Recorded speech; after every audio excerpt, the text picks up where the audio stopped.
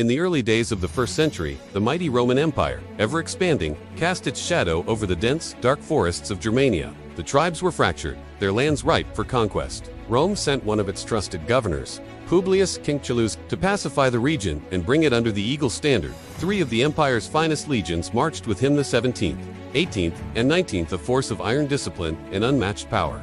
But among the Germanic chieftains who had seemingly bent the knee was a man named Arminius, a prince of the Carusi tribe. He had been taken to Rome as a boy, educated in its ways, and granted citizenship and rank. He knew the Roman mind, their tactics, their strengths, and their arrogance. While feigning loyalty to Varus, Arminius was secretly forging a coalition of tribes, uniting them with a shared desire for freedom. In the autumn of 09 AD, Arminius saw his chance. He fed Varus false intelligence of a local rebellion, luring the Roman legions off their known paths and into the treacherous terrain of the Teutoburg forest. As the Romans marched in a long, thin column, hampered by dense woods and torrential rains, the trap was sprung.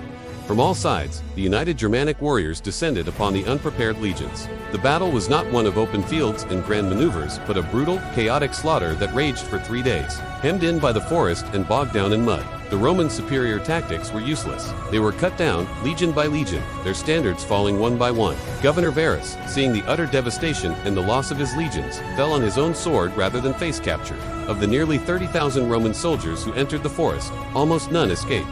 It was a catastrophic defeat, a wound from which the empire would never fully recover. When the news reached Rome, the Emperor Augustus was said to have wandered his palace for months, beating his head against the walls and crying out, "Quinctilius Varus, give me back my legions."